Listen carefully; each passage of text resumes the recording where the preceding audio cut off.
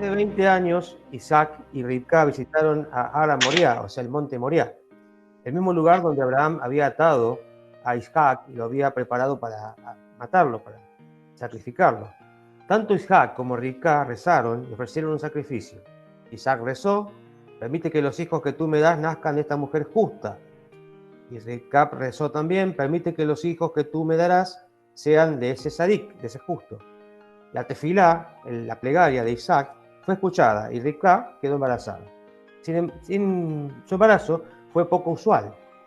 Tuvo dolores tan excesivos que apenas pudo soportarlos. Sintió que dos fuerzas peleaban en su vientre, tratando de matarse entre sí. Cuando pasaba por un Beit HaKnesset, o sea, una sinagoga, o mejor dicho, o dice Beit HaMidrash, una casa de estudio de Torá, que justamente se refiere a la casa de Torá de Shem y Eber, se producía un sacudón y una movilización interna en esa dirección. Cuando pasaba por un templo donde se practicaba la idolatría, sufría otro movimiento hacia él. Si bien Jacob y Esab, aún en el vientre de Rivka, no poseían ideas propias, sus inclinaciones naturales se manifestaban antes de su nacimiento. Rivka, aturdida, preguntó a otra mujer: ¿alguna vez experimentó algo similar en sus embarazos? No, contestó. Mi dolor es tan grande, se quejó Rivka, que deseo nunca haberme quedado embarazada. Aun si fuera destinada a dar a luz a las 12 tribus, quienes serán los fundadores de la nación judía, no vale la pena sufrir así. Como consecuencia de sus quejas, perdió el privilegio de concebir las 12 tribus que nacieron de las esposas de Jacob. Rivka decidió visitar el Beit HaMidrash, o sea, la casa de estudios de Shem y de Eber, para preguntar a Hashem acerca de cómo terminaría este embarazo y para pedirles que rueguen a Hashem misericordia por ella. Shem recibió una profecía de Hashem referente a Rivka, que transmitió el mensaje divino. Hashem dice que está gestando mellizos.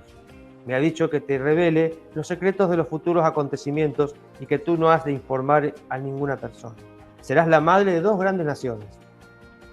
Las llevas a las dos juntas, pero una vez que hayan nacido, ni el mundo entero podrá albergarlos juntos en paz. ¿Cómo esperas que coexistan en paz dentro de tu vientre? Ambas naciones lucharán por lograr distintos objetivos. Una estará orgullosa de su Torá, mientras que la otra lo estará de su fertilidad. Ambas naciones tendrán emperadores poderosos. Una, el rey Salomón, quien construirá el Beit HaMikdash, o sea, el Sagrado Templo. Y la otra, Adriano, el emperador, quien lo destruirá. De una de las naciones descenderá el sabio judío y líder, el rabí Yehudá Anasi, y de la otra, el emperador romano Antonino. Shem profetizó que las dos naciones que concebirás no serán importantes al mismo tiempo. El auge de una dependerá de la caída de la otra. Seguirán peleando hasta los tiempos del Mashiach, pero finalmente la vieja servirá a la joven. Al finalizar el embarazo, Rivka dio a luz mellizos. El primero de los mellizos era un pequeño extraño. No parecía un recién nacido porque era peludo, con barba y la boca llena de dientes. Lo llamaron Eisab, que significa el terminado, pues había nacido con los pelos como si fuese un adulto.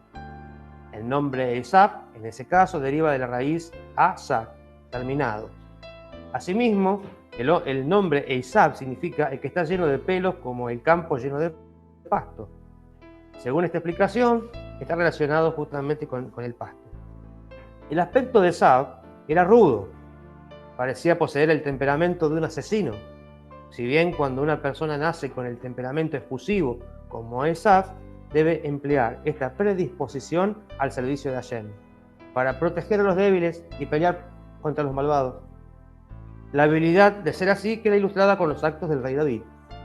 Hashem envió al profeta Shemuel para ungir a uno de los hijos de Ishai como rey. Ishai presentó a todos sus hijos al profeta, pero Hashem le informó a Shemuel que no había elegido a ninguno de ellos para rey de Israel.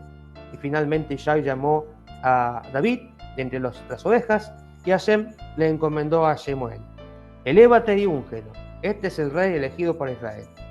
Cuando Shemuel miró a David tenía miedo y pensó: su aspecto es rudo como el de Sab, debe ser un asesino. David es diferente, Hashem le aseguró a Shemuel. David solo matará con el consentimiento del Sanedrín. David reprimió sus pasiones utilizando todos sus rasgos congénitos positivos al servicio de Hashem. Por otro lado, Esab aplicó sus inclinaciones naturales con fines malignos.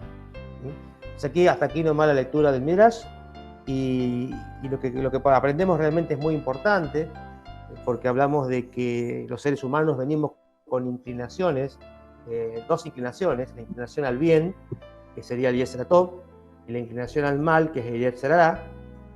Y aquí vemos en este caso, en este Midrash, cómo se muestra que se polarizó entre los dos hijos mellizos de Isaac.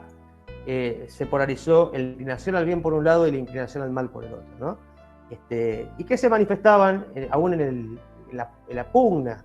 Es como que se polarizó lo bueno y lo malo, y había una pugna, una lucha, una guerra ahí adentro de esa pobre mujer, que no sabía más qué hacer, estaba desesperada, y había consultado inclusive a Shem, que era profeta, el Malquisedec, el rey de Salem, que es Shem, el hijo de Noah, que es el hombre de los dos mundos, porque había estado antes del diluvio y ahora estaba en este mundo nuevamente, en el nuevo mundo.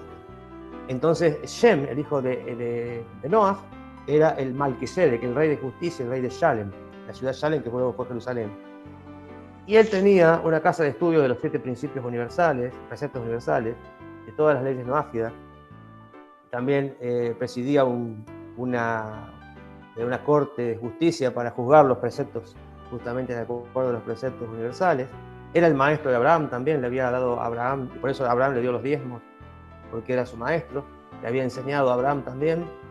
Y bueno, y era consultor y era profeta también, eran profetas, hombres muy elevados, a tal punto de que se le llama el sacerdote del Dios Altísimo, ¿no? Le da el título de sacerdote, ¿no? El supremo, al Hashem. Era un hombre muy elevado, y que justamente le da la profecía y le dice que tenía 2 mellizos, que iba a tener 2 mellizos, y le habla de las naciones que iban a nacer de ella. Y aquí vemos que cuando pasaba, dice, por la casa de idolatría, había como una tendencia de alguno de los 2 bebés a esas cuestiones. Y cuando pasaba por el centro de estudio de Shem de Eber, de su nieto Eber, pugnaba por salir, porque realmente apreciaba y quería y anhelaba la casa de estudios de la Torá. Los 2 nacieron con las tendencias, ¿no? De inclinaciones, unas más marcadas que la otra. Uno que tenía la inclinación al mal muy fortalecida, que era Esab, y otro con la inclinación al bien muy fortalecida, a la Torá. Pero vemos que no es que la persona nace ya como asignada, como señalada para ser malo, o señalada para ser bueno. Nace con las 2 inclinaciones, y uno decide qué hacer con eso. Todos nacemos con la inclinación al mal. El tema es si la vamos a utilizar esa energía, a toda esa energía de la inclinación del Yetzer Hara, lo vamos a utilizar, lo vamos a doblegar y utilizar esta gran energía para hacer obras buenas, cosas buenas. Llevar toda esta energía para el bien, como en el caso de David. David también tenía la misma inclinación de Esab, se nos dice. Pero sin embargo él la doblegó a esa inclinación negativa y la llevó a proteger y a guerrear en justa ley, para defender al pueblo de Israel. No para asesinar, como lo usó, como usó su poder, su fuerza y su energía para asesinar. No, él lo usó para defender, para luchar. Y así, con todas las inclinaciones que podamos tener todos nosotros, de una forma o de otra, todos tenemos inclinaciones al mal de una manera o de otra, unos de una forma, otros de otra, y usar esa energía, tenemos que utilizar esa energía para lo bueno, para ponerlo al servicio de Hashem. No es que sea malo, son energías que están en el ser humano, pero si nosotros la usamos para el mal, podemos hacer una gran destrucción, producir mucho daño, mucha destrucción. Pero si decidimos utilizar toda esa energía para hacer el bien, para el servicio de Hashem, podemos hacer mucho bien, como hizo David. Pero David era una persona guerrera, y a tal punto de que no se le permitió construir el templo sagrado. ¿Por qué no se le permitió a David construir el templo sagrado? Porque sus manos estaban manchadas de sangre, así dice la Torá. Entonces, más allá de que lo hizo en justa ley, la presencia divina no se puede posar donde hubo asesinato, donde hubo, más que allá que no sea asesinato, aunque sea una guerra justa, una guerra en justa ley, tampoco la presencia divina es tan celosa, tan delicada, que no se puede posar en una casa hecha por una persona con las manos manchadas de sangre, aunque sea en justa ley. Lo mismo pasa en un hogar. Si no hay Shalom Bayit, no hay paz en el hogar, en la familia, en el matrimonio, no hay Shalom Bayit, la presencia divina no puede reposar allí, se va, ¿no es cierto? Se apaga la presencia divina. Por eso es tan importante vivir y tener una vida en Shalom, en armonía, como nos enseña la Torah. Pero bueno, aquí encontramos que uno tenía tendencia hacia la idolatría, hacia el mal, y otro tenía tendencia hacia las casas de estudio de la Torah. Son las dos tendencias. Las dos cosas están en cada ser humano. Solo que uno decide, ¿no es cierto?, fortalecer más a una o a la otra, ¿sí? Y doblegar la parte negativa justamente para el bien.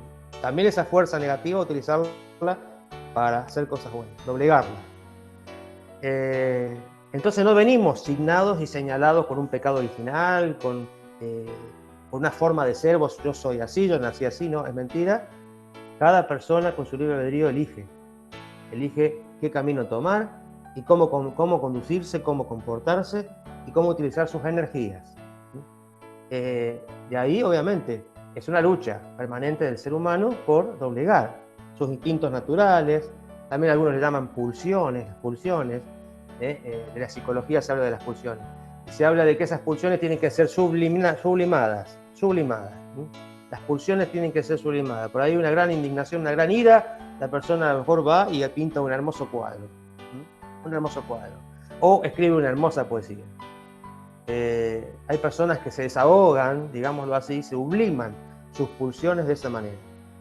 Nosotros tenemos que hacer lo mismo. Tenemos una gran rabia, una gran bronca, bueno, ahí usemos esa energía de la bronca y de la ira, no para destruir, no para insultar, sino para hacer algo bueno, para hacer algo positivo ese día.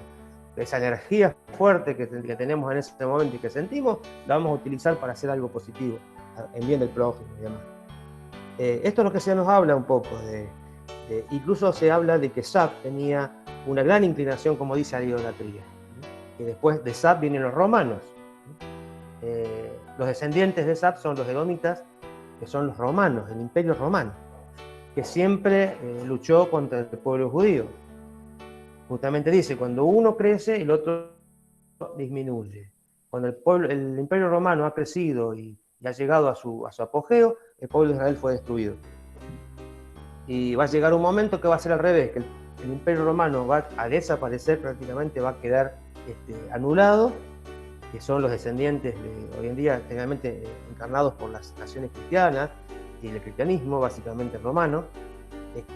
Va a llegar un momento que eso va a desaparecer y va en ese mismo momento a crecer la otra parte, que es justamente lo de Israel, el pueblo de Israel con la venida de Mashiach, que sea pronto y en nuestros días. Esto es lo que justamente nos está mostrando un poco que Sab tenía una disposición hacia la idolatría. Nos dice que justamente el gentil, en realidad, el gentil tiene una gran inclinación hacia la idolatría.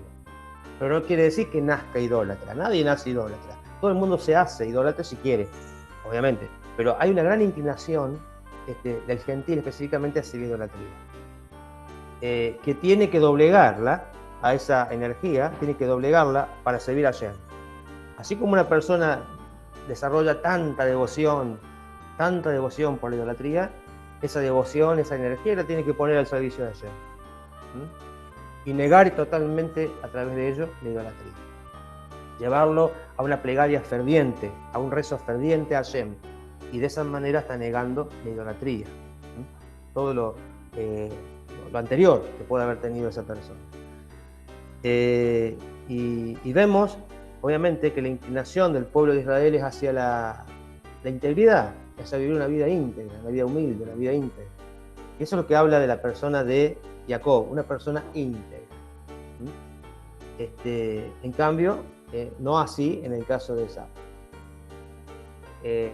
Lo que aprendemos de la integridad, nuevamente de los estudios que estamos viendo los días domingos, es que la integridad es justamente alinear, recordamos ese concepto, de que la integridad es ser uno en todo, en pensamiento, en palabra, en emociones, en sentimientos y en acciones.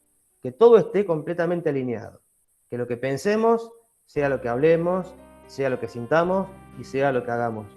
Eso es ser íntegro, ser uno solo, no estar dividido, separado, como en el caso de Esab, que tenía esa doble personalidad, que por ahí se hacía el bueno con su papá, se hacía el bueno con Jacob, cuando le convenía, y por otro lado sacaba a relucir su parte muy negativa. Y obviamente el deseo de, incluso las cuestiones de hasta ser un asesino, ¿no? Realmente nos cuenta la Torá. Pero esa es su propia decisión. Esab no fue hecho para que sea asesino, no fue hecho para que sea un idólatra, sino fue hecho como todo ser humano con las dos tendencias. Y él tenía que haber utilizado toda esa energía, como lo hizo David, para el bien, para el bien. Y vemos que ese odio se perpetúa hasta el día de hoy, de lo que es Roma contra el judaísmo, contra el pueblo judío. Y de ahí viene justamente la creación del cristianismo, en donde se trata de usurpar, de quitarle a Israel su primogenitura, queriendo como reclamar, como diciendo esto me pertenece a mí, como pasó con Esab ante Isaac. Vos me sacaste la primogenitura es mía. Nunca fue de él. De hecho, no fue de él porque no se lo merecía, ¿no? Y realmente fue Jacob el digno, porque era temeroso de Hashem, de ser primogénito. Y de ofrecer, porque el primogénito tenía también, entre otras cosas, el ser quien ofrecía los sacrificios a Hashem. Una persona con manos manchadas de sangre, como esa, una persona idólatra no podía ofrecer los sacrificios como primogénito. Entonces por eso fue rechazado por Hashem y elegido Jacob. La divina providencia eligió a Jacob y Jacob quedó como primogénito. Y está esa pugna de que yo soy el primogénito, que Israel fue dejado de lado por Dios y ahora nuevamente Dios le da de vuelta el poder a Esab. Esab es luz para las naciones. Esab es en lugar de Israel el que ocupa ese lugar.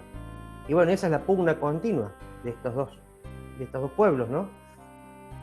Que se va a terminar con la venida del Mashiach, cuando realmente la verdad se revele y la idolatría se vea en el mundo como algo evidente, quede en evidencia, que en mentira, en vanidad, en necedad nos llevaron nuestros padres, nos enseñaron nuestros padres, y que realmente venimos al conocimiento de la verdad a través del pueblo de Israel, luz de las naciones.